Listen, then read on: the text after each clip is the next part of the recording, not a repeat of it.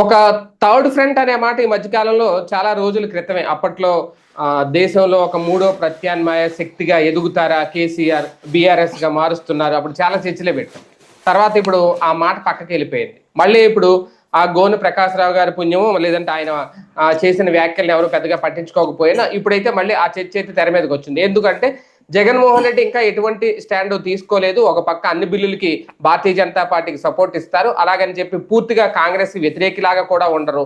మరో పక్క బీఆర్ఎస్ తో కేసీఆర్ తో స్నేహం చేస్తున్నారు. త్వరలో వీరిద్దరూ కలిసి ఒక థర్డ్ ఫ్రంట్ ని తీసుకురాబోతున్నారా, ఒక ప్రత్యామ్నాయ శక్తిగా మూడో ప్రత్యామ్నాయ శక్తిగా దేశంలో ఎదగబోతున్నారా చర్చ అయితే సోషల్ మీడియాలో నడుస్తుంది. వాస్తవమా కాదా అనేది పక్కన పెడితే ఎంతవరకు సాధ్యం నిజంగా అలాంటి డెసిషన్స్ ఓకే కేసీఆర్ సిద్ధంగా ఉన్న జగన్మోహన్ రెడ్డి ఆ స్థాయిలో చేతులు కలుపుతారా, ఆ దిశగా ముందుకు వెళ్తారా? ఎందుకంటే రేపొద్దున ఏదైనా జరగచ్చు. ఒకవేళ జమిలీ ఎన్నికలు వచ్చినా రాకపోయినా ఈ బిల్లులు మహిళా రిజర్వేషన్ బిల్లు కానీ లేదంటే పునర్విభజన కానీ జరిగినా జరగకపోయినా ఈ అడుగులు ఏమన్నా పడతాయా అనేది ఒక చర్చ. ఇదే అంశం మీద చర్చించే ప్రయత్నం చేద్దాం. సార్, వినడానికి కాస్తంత ఇది వేగ్గానే ఉన్నా నిజంగా సాధ్యం అవుద్దా లేదా ఇద్దరు? ఎందుకంటే థర్డ్ ఫ్రంట్ అనేది ఇంతకు ముందు మనం ఈయన నోట అయితే కేసీఆర్ నోట అయితే ఇంతకు ముందు బలంగా ఉన్నాం. ఓకే, ఈ మధ్యన అటువంటి ప్రాతిపదిక లేదు. కానీ ఒకవేళ జగన్ ఇద్దరు కలిసి ఏమన్నా దిశగా ముందుకు వెళ్తారా అనే చర్చ అయితే నడుస్తుంది. ఎంతవరకు సాధ్యం? ఆలు లేదు సూరు లేదు అల్లుడి పేరు సోమలింగం అని ముందు వాళ్ళు గెలిస్తే కదా తర్వాత ఫ్రంట్ పెట్టడానికి, ఫ్రంట్లు టెంట్లు పెట్టడానికి. ఆంధ్ర వాళ్ళు వెళ్ళి ఏం తెలంగాణలో టీఆర్ఎస్ని గెలిపించలేరు, టీఆర్ఎస్ వచ్చినేమో జగన్ ఏం గెలిపించలేరు. కాబట్టి ఇంకా వాళ్ళు ఉండి ఉపయోగం ఏముంది? ఇద్దరు కలిస్తే జోగి జోగి రాసుకుంటే బూడిద రాలినట్టు ఉంటుంది అక్కడ. అంటే అక్కడ బీఆర్ఎస్ కి అవసరం గెలుపు, ఇక్కడ వైసీపీకి అవసరం. అక్కడ ఎలాగో కాంగ్రెస్ బీజేపీ ఒక బలమైన శక్తులుగా వెళ్తున్నాయి విడివిడిగా వెళ్ళినా సరే, అందుకని బీఆర్ఎస్ కి అవసరం, ఇక్కడ వైసీపీకి అవసరం. ఎందుకు కలవకూడదు? అంత సీనే ఉంది అక్కడ. తెలంగాణలో ఒక మొన్న పార్లమెంట్ ఎలక్షన్స్ తర్వాత ఏ ఎన్నికల్లో చూసినా బీఆర్ఎస్ వర్సెస్ కాంగ్రెస్ ఉంది, కానీ బీజేపీ ఎక్కడ ఉంది అటెట్లలో? అంతకుముందు 2019కి ముందు ఉంది, 2024కి ముందు కూడా ఉంది కొంత ఊపు. దాన్ని అసెంబ్లీ ఎలక్షన్స్ లో చెడగొట్టుకున్నారు బండి సంజయ్ని మార్చాక. అంతకుముందు అయితే బండి సంజయ్ ఉన్న టైంలో మీకు ఎమ్మెల్సీలు తర్వాత ఏది ప్రత్యక్ష ఎన్నికలు ఎమ్మెల్సీలో కూడా అంటే సీట్లు సాధించకపోయినా ఓట్లు రావట్లేదా? ఓట్లు పెరగట్లేదా బీజేపీకి? ఎక్కడుందని ఒక పార్లమెంట్ లోనే కదా, తర్వాత పడిపోయినాయి కదా మళ్ళీ ఓట్లు. పార్లమెంట్ అప్పుడు భారీగా వచ్చినాయి ఓట్లు, దాదాపు 42-43% దాకా వచ్చినాయి వాళ్ళకి, ఇటు వేళతో సమానంగా. అప్పుడు శాంతం తుడుచుకుపోయింది బీఆర్ఎస్. అదే సందర్భంలో అసెంబ్లీకి వచ్చేటప్పుడు దారుణంగా ఓడిపోయారు కదా. ఇప్పుడు పార్లమెంట్ లెక్కన 8 అండి, 8 పార్లమెంట్ అంటే 8x7 అక్కడ. కనీసం పోనీ 40 సీట్లు అన్న రావాలి వాళ్ళకి, వచ్చింది 18 కదా. 8 5 వేసుకున్న 40 రావాలి కదా. 48, 56 రావాలా. 56 కానీ వాళ్ళకి వచ్చింది ఏంటని 18 కూడా కాదు కదా, 8 సీట్లు గెలిచింది. 8 అసెంబ్లీ, 8 పార్లమెంట్.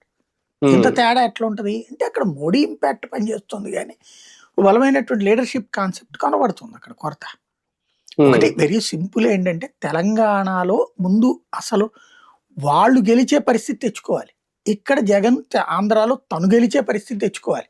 అవి ఇప్పుడే జరిగేది కాదు. గోని ప్రకాష్ రావు ఏంటంటే కొంచెం ప్రచారపు అందరూ మాట్లాడిన దాన్ని ఏదైనా మాట్లాడితే కొద్దిగా అతని యూట్యూబ్ ఛానల్స్ వాళ్ళందరూ కూడా హైలైట్ చేస్తారు. ప్లస్ వీటిలో కూడా సోషల్ మీడియాలో కూడా బాగా సలహా ఇస్తుంటారేమో ఆయన.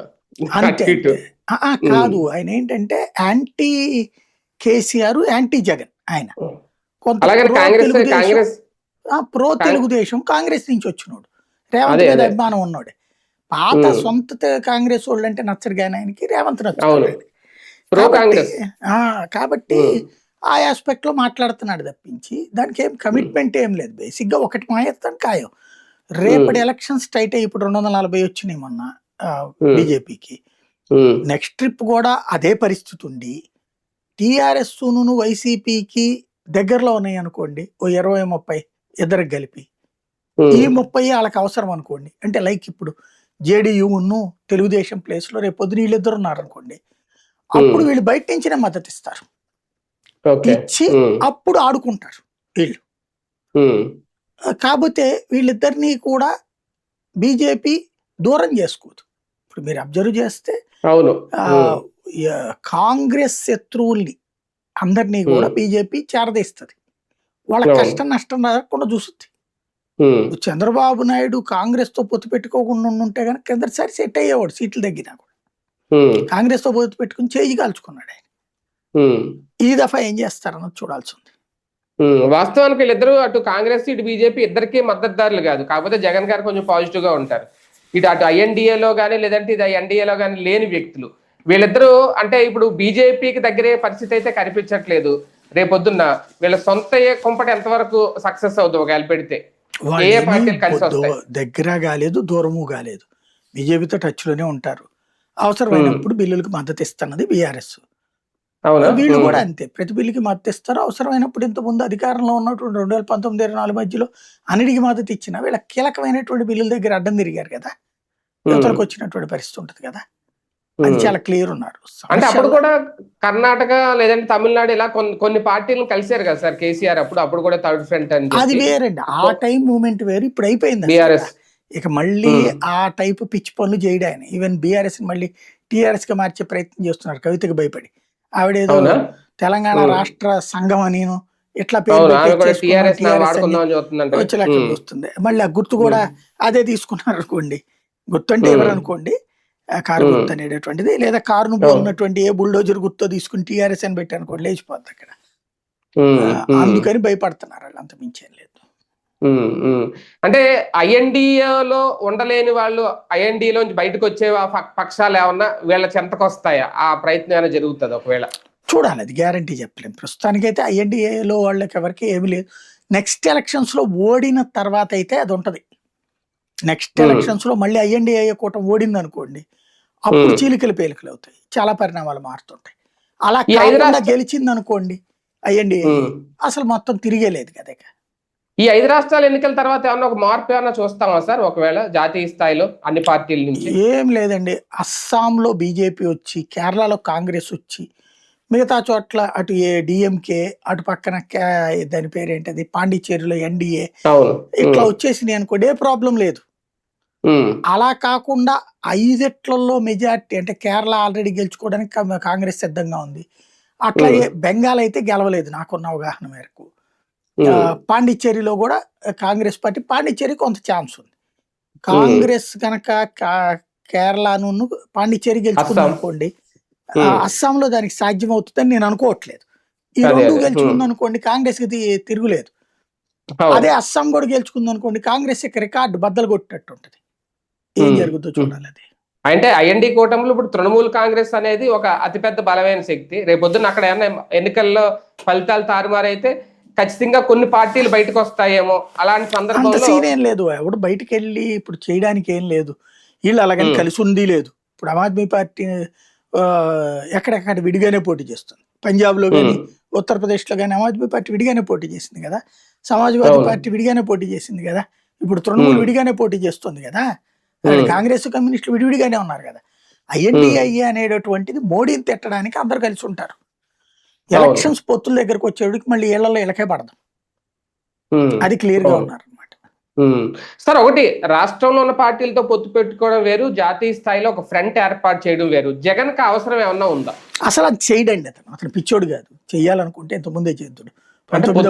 అన్నారు ఓకే, ఏదన్నా జాతీయ స్థాయి రాజకీయాల జోలికి జగన్ పోడు. ఎందుకంటే దానివల్ల మనకు ఒరిగేది లేదు, పైగా సెల్ఫ్ ప్లేస్ కొట్టుకుపోతుంది మనకి.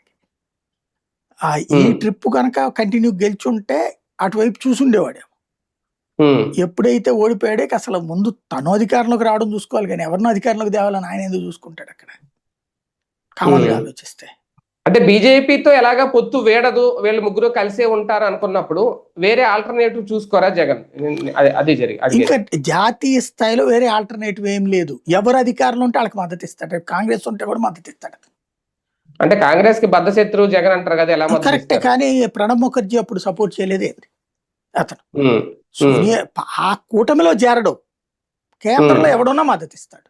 అది ఇప్పుడు బీజేపీకి ఇచ్చినట్టే అంతే, అది క్లియర్ గా ఉన్నాడు అతను. సార్ కేసీఆర్ కి అవసరం రాదా రేపొద్దున్న ఒకవేళ ఎన్నికల సమయంలో? ఏముండదు, ఇప్పుడు రేపటి ఎలక్షన్స్ దాకా చూస్తుందండి బీజేపీని.